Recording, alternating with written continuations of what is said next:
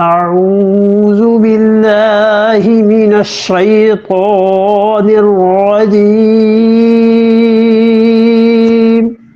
بسم الله الرحمن الرحيم فنادته الملائكة وهو قائم يصلي في المحراب أن الله يبشرك بيحيى مصدقا بكلمات من الله وسيدا وحصورا ونبيا من الصالحين فنادته الملائکہ، اور انہیں آواز دی فرشتوں نے۔ الملائکہ سے مراد بعض مفسرین نے لیا ہے کہ اس میں جنس ہے۔ اس میں جنس کا مطلب یہ ہے کہ ایک فرشتوں میں سے کسی نے آواز دی۔ اس میں جنس کا مطلب جیسے ہم کہتے ہیں کہ فلاں آدمی تو گاڑیوں پہ سوار ہوتا ہے، تو گاڑی ایک ہی ہوتی ہے، اس پہ سوار ہوتا ہے، لیکن اس میں جنس کے طور پہ ہوتا ہے کہ گاڑیوں کی قسموں میں سے ایک قسم پہ سوار ہوتا ہے۔ فنادت الملائکہ، یا تو یہ ہے کہ فرشتوں نے آواز دی، یا یہ کہ ایک فرشتے نے آواز دی۔ تو وہو قائم، اور وہ کھڑے تھے، اسی حالت میں کھڑے تھے۔ اس سے مطلب یہ ہے کہ وہ وقت ایسا برکت والا تھا مانگنے کا۔ یصلی فی المحراب، اور وہ کیا کر رہے تھے؟ نماز پڑھ رہے تھے محراب میں۔ یہاں دیکھیے آپ محراب کا ذکر آیا نا، اور ذرا سا اوپر پچھلی آیت میں دیکھیے گا کہ کلما دخل علیہ زکریا المحراب، اور جب بھی زکریا علیہ الصلوۃ والسلام محراب میں داخل ہوتے تھے تو محراب میں مریم کے پاس رزق ہوتا تھا، محراب میں ہی وہ ٹھہرتی تھی، اور ہنالکا، اسی محراب میں دعا مانگی زکریا نے، اور یصلی فی المحراب، اسی محراب میں وہ نماز پڑھ رہے تھے۔ اس کا مطلب ہے اس جگہ میں کوئی برکت تھی، اسی لیے محراب کا اتنی جگہ پہ تذکرہ آ گیا نا، وگرنہ تو بات آسانی سے بھی ایک جملہ بھی آرام سے کہا جا سکتا تھا، لیکن اللہ تعالیٰ نے بتایا ہے۔ اور پھر جو اوپر آیا کلما، جب بھی، اس کا مطلب ہے عام طور پہ وہ آتے جاتے رہتے تھے، دیکھتے تھے بھانجی کیا کر رہی ہے، عبادت کر رہی ہے، کسی چیز کی ضرورت تو نہیں، جب بھی جاتے تھے وہاں کچھ نہ کچھ چیز پاتے تھے۔ تو انہوں نے یصلی فی المحراب، وہ محراب میں کھڑے تھے، فرشتوں نے آواز دی، یا تو مراد ہے دل میں ان کے ڈالا، اور یا واقعی پکار کے کہا، جس طرح بھی کسی فرشتے نے کہا یا فرشتوں نے کہا۔ انہوں نے کہا ان اللہ تعالیٰ یبشرک، آپ کو بشارت دیتے ہیں، بیحییٰ، آپ کے ہاں بیٹا ہوگا اور اس کا نام ہے یحییٰ۔ نام بھی خود ہی رکھ دیا، چلو دینے پہ آئیں ایسے دے دیں، دینے پہ آئیں تو ایسے دے دیں کہ نام بھی رکھ دے۔ ایک دوسری جگہ پر فرمایا لم نجعل لہ من قبل سمیہ، اس سے پہلے اس دنیا میں یہ نام کسی کا رکھا ہی نہیں گیا جو ہم تیرے بیٹے کا نام رکھ رہے ہیں۔ ہمیشہ اس نام کی حفاظت کی ہوگی نا اللہ نے، کسی کے دل میں ہی نہیں ڈالا ہوگا، آنے ہی نہیں دیا ہوگا، رکھنے ہی نہیں دیا ہوگا۔ پتا تھا کہ فلاں سن میں فلاں ہمارا بندہ ایسے مانگے گا، ہم اسے بیٹا دیں گے، اور اس کا نام بھی خود ہی تجویز فرما دیا، اور فرمایا کہ تمہیں بیٹا دیں گے، اور دیکھو اللہ تمہیں بشارت دیتا ہے ایک بیٹے کی، اور اس بیٹے کا منصب کیا ہے؟ یحییٰ اس کا نام ہے، مصدقاً، وہ تصدیق کریں گے، بکلمۃ من اللہ، اللہ کی طرف سے جو کلمہ ہوگا اس کی تصدیق کریں گے، اس کلمے کو سچا کہیں گے۔ یہ کلمہ آگے آ رہا ہے، اس کو وہاں بات کریں گے۔ وسیداً، اور آپ کا بیٹا یہ سردار ہوگا۔ حضرت یحییٰ علیہ السلام کے لیے اللہ نے یہاں پر سید کا لفظ استعمال فرمایا ہے کہ وہ کیا ہوں گے؟ آقا، سردار، اپنی قوم کا، اپنے کنبے کا۔ اور باپ نے کیا مانگا حضرت زکریا علیہ السلام نے کہ اللہ میری جگہ پر بیٹھے، یرثنی ویرث من آل یعقوب، یہ ترجمہ حضرت نے کیا ہے۔ یرثنی، حضرت شیخ شاہ عبد القادر صاحب رحمۃ اللہ ترجمہ فرماتے ہیں کہ میری جگہ پر بیٹھے۔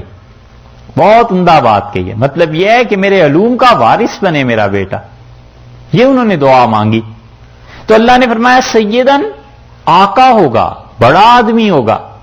حضرت یحییٰ علیہ الصلوۃ والسلام کے لیے یہاں سید کا لفظ ہو سکتا ہے، اور رسول اللہ صلی اللہ علیہ وسلم کے لیے نہیں ہو سکتا ہے۔ توبہ توبہ، جب یہ نیا نیا انقلاب آیا سعودیہ کا، لڑتے تھے یہ نجدی سارے کہ رسول اللہ صلی اللہ علیہ وسلم کے لیے سیدنا کا لفظ استعمال ہی نہیں ہو سکتا۔ حضرت خلیل احمد صاحب سہارنپوری رحمۃ اللہ علیہ تشریف لے گئے یہاں سے ہندوستان سے، اور حاضری ہوئی حرم میں، اور حضرت نے ہجرت کر لی مدینہ منورہ. بیٹھے ہوئے تھے مسجد نبوی میں اور شاہ سعود آئے، تو حضرت کا شورا تھا کہ حدیث میں اللہ نے بڑا مقام دیا ہے، اور قاضی تھے، قاضی القضات بلحید، وہ بھی ساتھ تھے اس کے. آ کے بیٹھے، حضرت سے مصافحہ ہوا، پتہ چلا حضرت کا مقام کا. تو حضرت رحمت اللہ علیہ کو اور اکابر کو اللہ نے بڑا وصف دیا تھا، صاف بات کہتے تھے، کسی کا کھاتے تھوڑا ہی تھے اور ڈرتے تھوڑا ہی تھے اللہ کے علاوہ کسی سے. تو حضرت نے فرمایا کہ یہ جو آپ کے ہاں رسول اللہ صلی اللہ علیہ وسلم کو سیدنا کا لفظ کہنے پہ ممانعت ہے، پابندی ہے اور سزائیں ملتی ہیں، یہ کون سا قانون ہے؟ تو اس نے قاضی کی طرف اشارہ کیا کہ جواب دو. قاضی بلحید نے کہا کہ رسول اللہ صلی اللہ علیہ وسلم نے یہ کہا ہے حدیث میں، وہ حدیث پڑھ دی کہ آپ نے فرمایا مجھے سید نہ کہو، سید اور آقا تو اللہ ہے. تو سہارنپوری رحمۃ اللہ نے فرمایا کہ کوئی بڑا آدمی اپنے آپ کو کہتا ہے کہ مجھے بڑا کہو، وہ تو تواضع ہے، عاجزی ہے، اور اس کا یہ مطلب تھوڑا ہی ہے کہ ہم بھی نہ کہیں. اور اگر سید ایسے ہی ممنوع ہوتا تو قرآن میں یحییٰ علیہ السلام کے متعلق کیوں آیا ہے وہ سیدن، اللہ نے انہیں آقا بنایا. اتنے چپ ہوئے قاضی بلحید، اتنے چپ ہوئے کہ شاہ سعود نے پوچھا کہ یہ جو دلیل دے رہے ہیں یہ صحیح ہے؟ اب قرآن کا انکار کون کرے؟ کہنے لگے درست ہے. چپ ہو گئے. یہ تو اس وقت کا واقعہ تھا.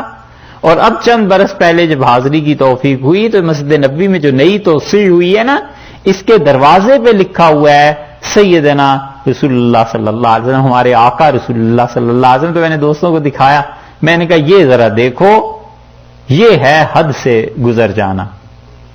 ہمیشہ فتوے لگاتے رہے کہ ہم یہ شرک، یہ بدعت، یہ شرک، یہ بدعت. میں نے کہا اب کیا ہوا بھائی؟ ابھی تو مشکل سے 50 سال گزرے ہیں، بڑے بھائی صاحب تھے، اب تو چھوٹے بھائی کی حکومت ہے، اب سیدنا کا لفظ یہ درست ہو گیا. ایسے یہ سارے نتیجے ہیں کسی کے پاس ٹھہر کے جوتے نہ کھانے کے. کسی اللہ کے نیک بندے کی مجلس میں رہے نا اور جوتے 2-4 دن کھائے ہوئے ہوں یا سیدھے کیے ہوں، پھر عقل آتی ہے کہ علم جو ہے اس کا استعمال کیا ہے، بزرگوں کی روایات کیا ہیں، ادب کا طریقہ کیا ہے. بڑوں کے ساتھ اختلاف کرے، دلیل سے کوئی حرج نہیں ہے، دلیل ہونی چاہیے. ایسے تھوڑا ہی ہے کہ جو ہمارے جی میں آیا بس یہ ٹھیک ہے. غلط باتیں. یہ ہے ٹرینڈ جو مسلمانوں میں پھیلتا جا رہا ہے. فرمایا وسیدن، اور وہ کیا ہیں؟ حضرت یحییٰ علیہ السلام آقا، وحصورن، اور رکے ہوئے ہوں گے. حصور، حصر کا لفظ آپ نے سنا ہی ہے، کئی مرتبہ استعمال کیا کہ اس میں حصر پایا جاتا ہے، یعنی فقط اس چیز میں یہی. حصورن، رکے ہوئے ہوں گے، یعنی عورتوں سے نکاح نہیں کریں گے، بڑے زاہد، بڑے بے رغبت. وجہ اس کی یہ کہ یہودیت تھی سامنے، اور وہ تو سارا پیسہ اور عیاشی اور مال اور تکبر.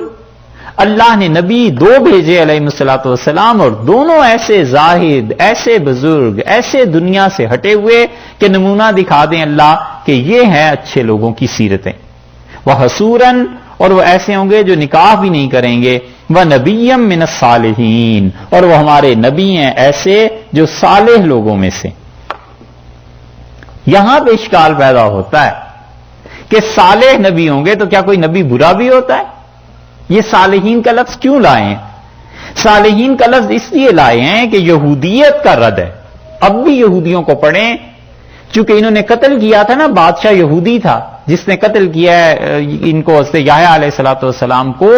تو یہ کہتے ہیں کہ جھوٹا پیغمبر تھا یہ، علیاذ باللہ. اپنے آپ کو نبی کہتا تھا مگر اصل میں نبی نہیں تھا. اللہ نے ایک صالحین کا لفظ لا کر رد کر دیا کہ نہیں، تم جھوٹ کہتے ہو، وہ ہمارے نبی بھی تھے، کوئی بناوٹی نہیں تھے. صالحین ایک لوگوں میں سے تھے، اچھے لوگوں میں سے تھے ایک. اور دوسرے صالحین کا لفظ اس لیے بھی لائے کہ یہ جو عیسائی ہیں ان کے ہاں جس چیز کا نام نبوت ہے اس کے لیے نیک ہونا بھی شرط نہیں. یہ آگے آئیں گی 6 پارے میں باتیں، اگر یاد رہا تو وہاں پہ آپ کو دکھائیں گے کہ ان کے نزدیک نبی نام تھا الیاذ باللہ جو جادو ٹونے ٹوٹکے ایسی باتیں کر دے، دو چار آگے کی خبریں بتا دے، بس ان کے نزدیک وہ نبی تھا، حتیٰ کہ اس کا شریف آدمی ہونا بھی ضروری نہیں تھا الیاذ باللہ، جو بھی حرکتیں کرے بس نبی۔ پھر بھی اللہ نے ان کا بھی رد کر دیا کہ نہیں، یحییٰ جو تھے یہ صالحین میں سے تھے، تو نبوت کے لوازمات میں سے ہے صالحیت، اور نبوت کے لوازمات میں سے ہے کہ کیا چیز ہو اس کے ساتھ ساتھ اچھائی ہو، یہ چیز ہے۔ اس لیے آپ دیکھیں وہاں کہ اللہ نے فرمایا اگر تمہیں مجھ سے محبت کا دعویٰ ہے تو پیروی کرو رسول اللہ صلی اللہ علیہ وسلم کی، اللہ تمہارے گناہ معاف کر دے گا۔ تو اتباع سنت کی برکت سے گناہ معاف ہوں گے، جس کی سنت اور پیروی سے گناہ معاف ہو جاتے ہیں وہ ہستی خود کبھی گناہ میں مبتلا ہوگی۔ عجیب بات، بڑی اچھی بات حضرت مجدد رحمۃ اللہ نے لکھی ہے مکتوبات، انہوں نے لکھا ہے کہ کسی انسان کو اپنے شیخ سے محبت اور سنت کا اتباع یہ دو چیزیں نصیب ہوں تو بس اس کے بعد کسی چیز کی ضرورت نہیں رہتی، یہ دو چیزیں ہی کافی زندگی بھر کے لیے، کیونکہ محبت کہیں ہلنے نہیں نہ دیتی، ادھر ادھر ہونے نہیں دیتی، اور سنت کا اتباع ہے تو اللہ گناہ بھی معاف کرے گا، اور اللہ کے ہاں جو رنگ ہے اس میں رنگا جائے گا۔ تو یہاں پر صالحین کا لفظ اسی لیے لائے ہیں کہ یہودی اور عیسائی دونوں کا رد ہو، نبیم من الصالحین، وہ نبی تھے اور صالح نیک،